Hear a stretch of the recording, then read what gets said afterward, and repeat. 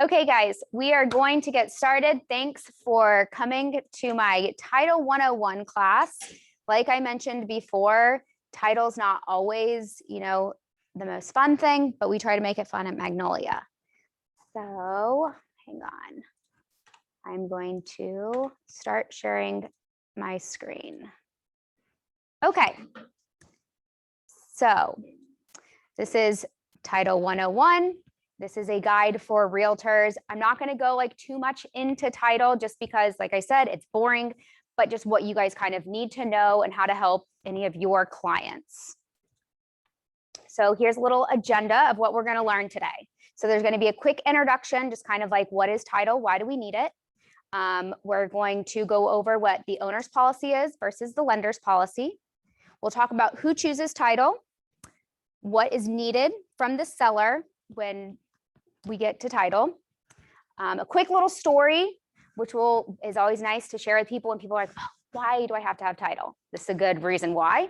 Then I'll give you some red flags for when you go on your listing appointments for you to think about, and you'll know that you need to ask a couple more questions when these come up, and then we'll leave it open for questions for you guys afterwards. Okay, so first, does anyone know what title insurance is, or why do we need title insurance?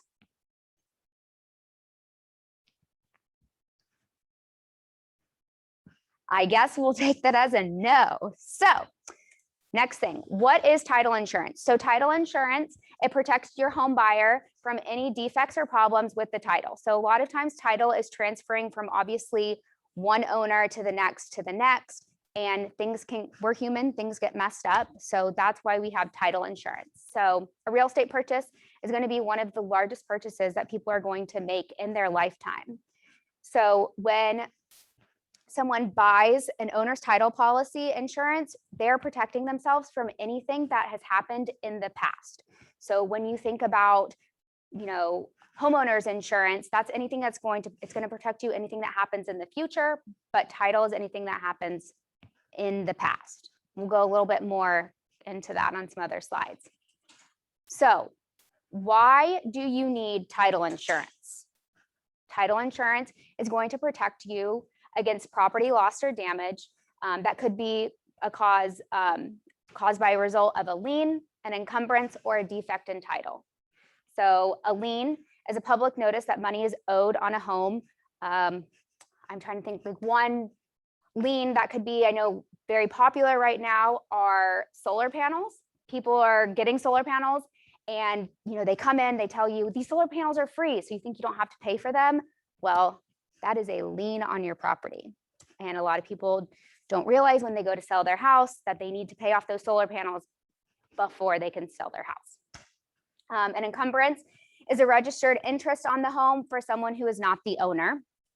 And then a defect in title, a serious error, omission, or other complication related to the ownership of the home. So as I mentioned before, title goes from, every single time you sell the house, and way back when we didn't have computers and copy and paste, people were writing down, all the stuff for title. Then we started going to typewriters.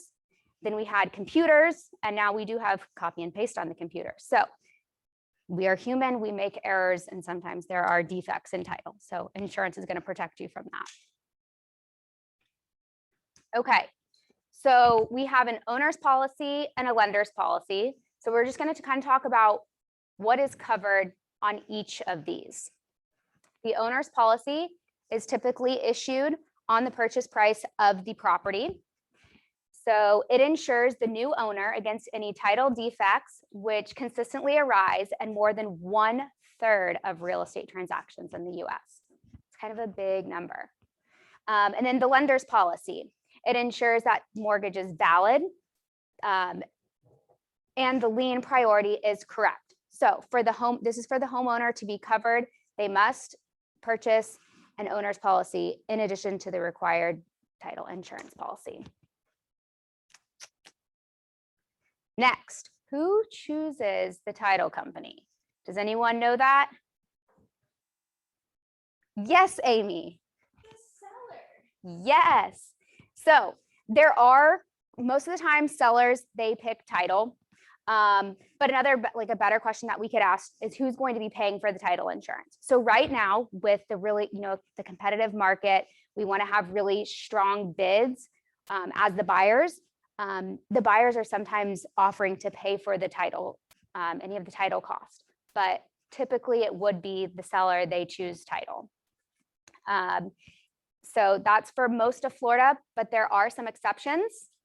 In Broward, Miami-Dade, and Sarasota, the seller or the buyer chooses the title, which is a little different than what we're used to. But since we're here in Orlando, let's just stick with the seller or whoever's paying for it.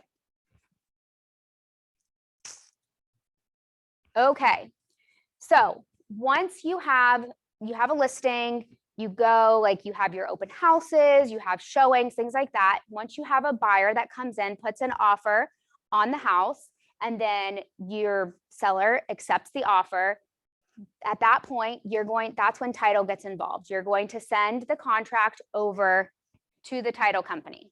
And here's some of the information that we are going to need. So it's always nice to know this before, because a lot of people are like, why do I have to give all this information? Well, this is a big purchase. So here's a few things. We need a full legal name. We need to know what their marital status is. Are they married? Are they divorced? Are they separated? Are they together but not married? So we'll need to know that marital status. Current and forwarding address. So we'll need to know, obviously, like what's their current address, and then if we need to forward any mail after they move. Contact information, their email and their phone number. Social security number. This is for reporting purposes. I know a lot of people don't like to give away their social security number, but like I said, it's a big, purchase that we're doing. So mortgage payoff. So if they still owe money on their mortgage. HOA information. If they have an HOA, have they paid their HOA? What is it? Different things like that.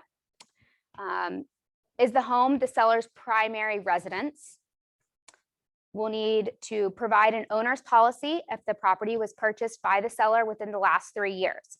So if they can provide this, they will get a discount on their title policy. The next thing is, will they be attending the closing, or do we need to coordinate a mail away closing with a mobile notary?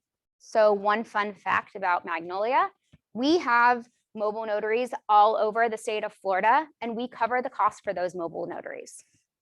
So I know a lot of people don't want to come into the office, and especially with COVID, things like that. So we'll send someone to them. We can do the closing anywhere. We can do their house. We could do Topgolf. We can do at a bar. You choose. We'll just send them there. And the last thing is the seller a U.S. citizen? So I will pause really fast so you can write these things down, and then we'll move on to the next slide.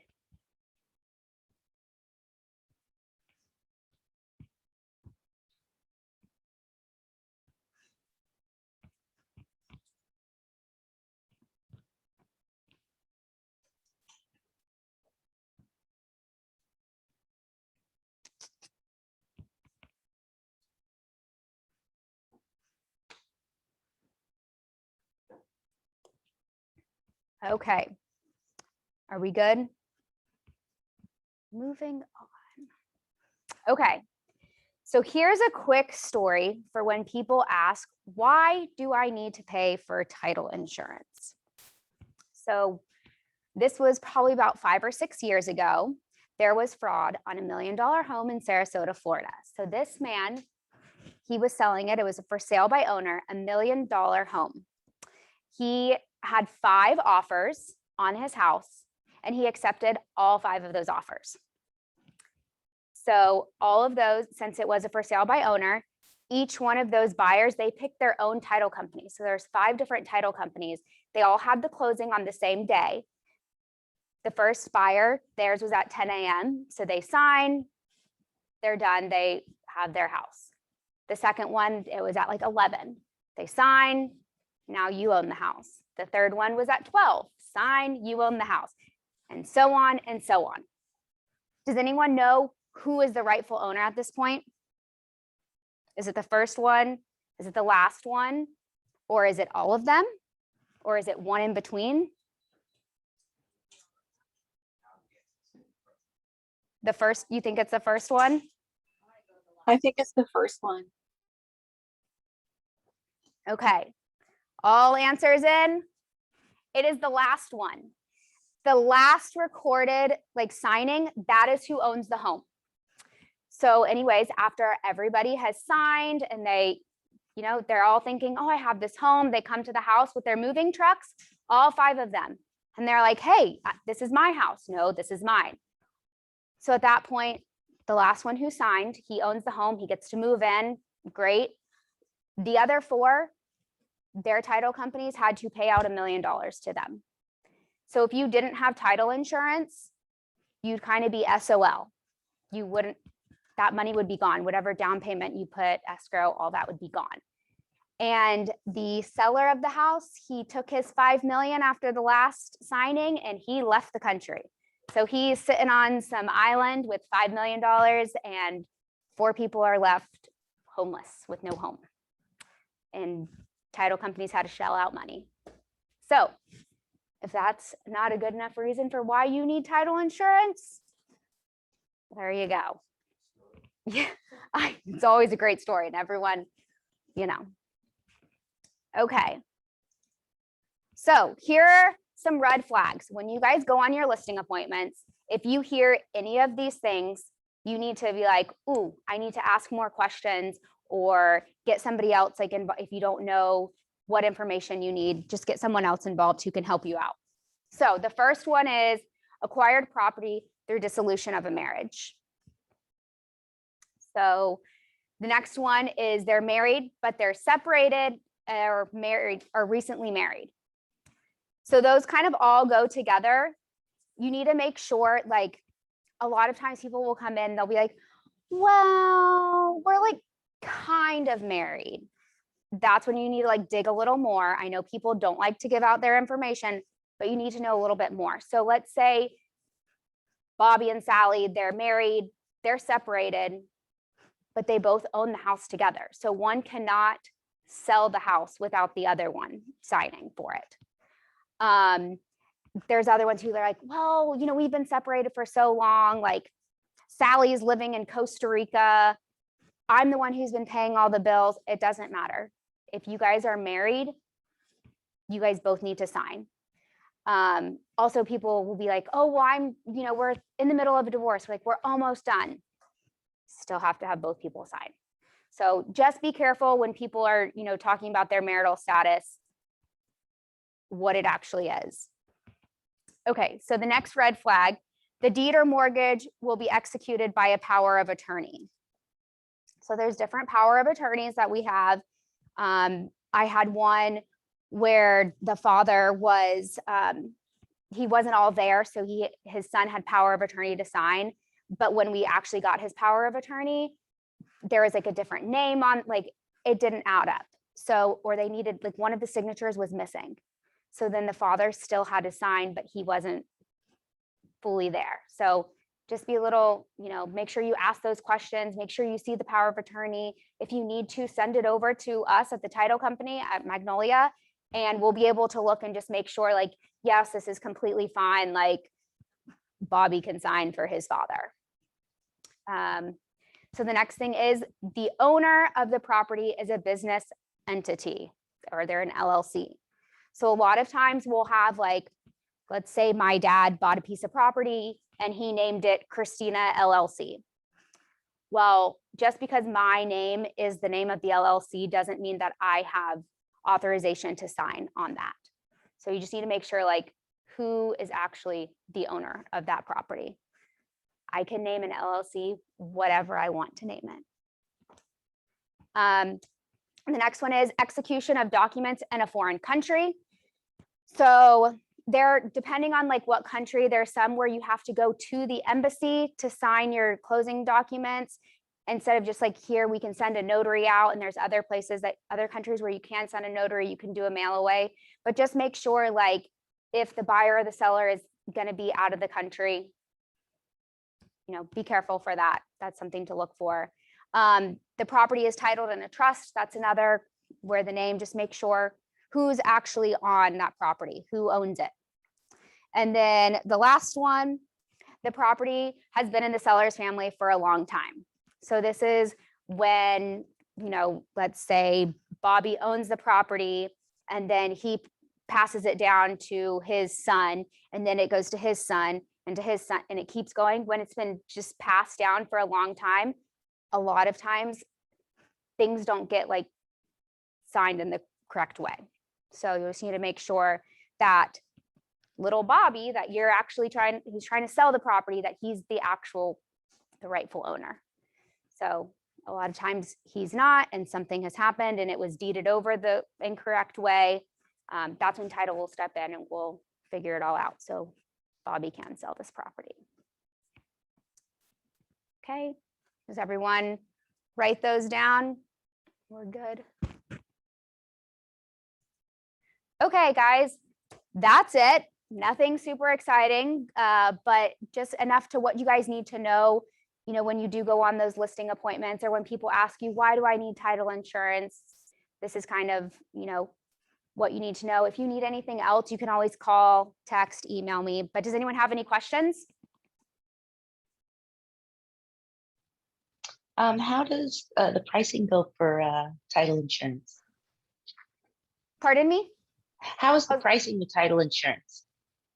Okay, so title, I know Magnolia, we have like a set fee that it's $5.95 on the seller side. And then everything else is calculated by the property, how much the property goes for, things like that. So you'll have like your doc stamps, all that stuff. I can send you over some additional information with all the pricing. We have a pricing sheet, which maybe I probably should add that on here, just to kind of calculate what it is. You can also, if you do have a listing or going on a listing appointment or anything like that, I can get a net sheet over for you. We have a net sheet app, which will put all of the title cost for it. And then if you have like, let's say your buyer is going to pay for, like I just had a realtor reach out to me, and the buyer is going to be paying for the seller's fees. So she was like, oh, can you do a quick net sheet for me and just show me what the title fees are? And so we can do that too for you. Yeah, that would be interesting, because I have a buyer that might want to do that for his home, try to have a better chance of getting it. Yeah. Hang on. On the next slide, I do have all my information. So if you guys want to jot that down, feel free to reach out to me if you guys need anything at all. So if you need a net sheet, if you have title questions, I do marketing. If you guys want to, work on marketing, mailers, anything like that. But here's my information. And we're located here in the building right next door to the training room. So any of the ladies in there can also help you. They're all sweet, I promise. Christina, I have a question. Can you hear me?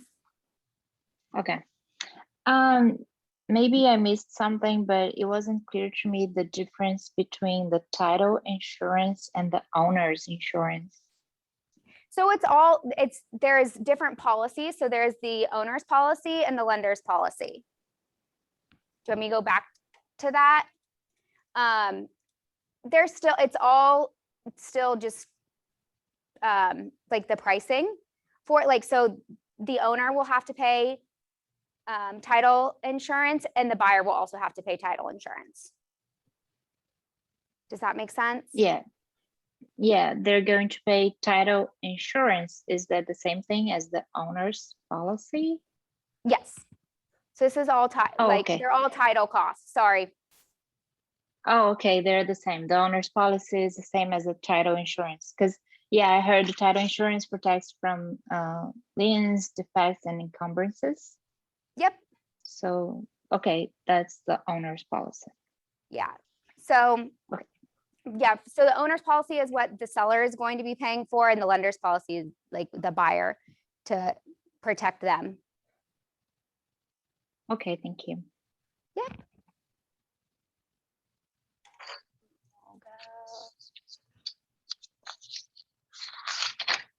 Any other questions? Oh, there's stuff in the chat.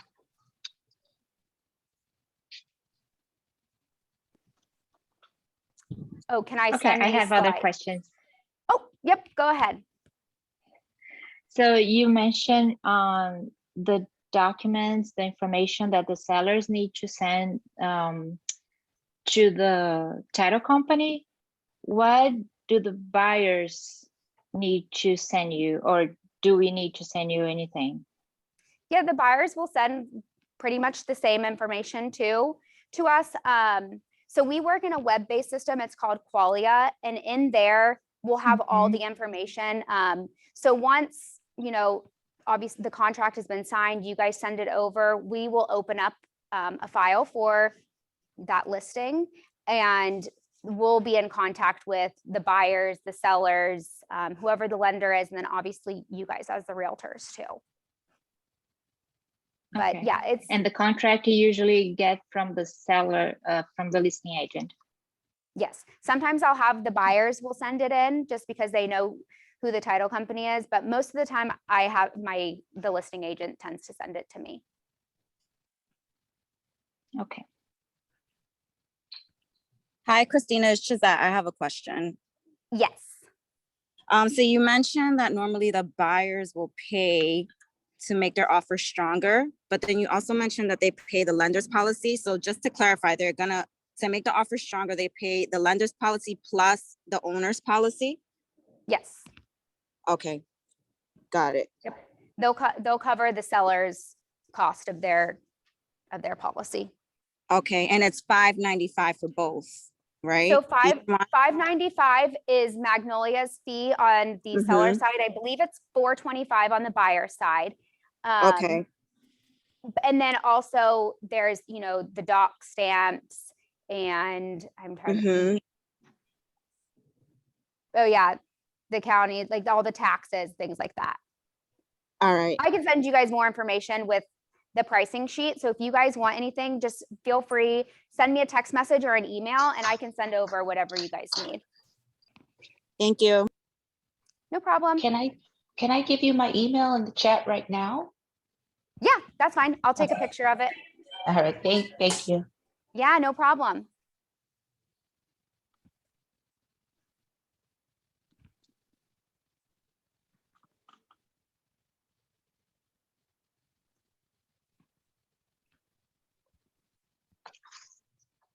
Perfect. Let's see if there's any other. Gisette, yes, I can send that info to you. Karen, I have your email. Thank you, Lawrence. Shirley, I have your email. Thank you. Sorry, guys. Okay. Are there any other questions?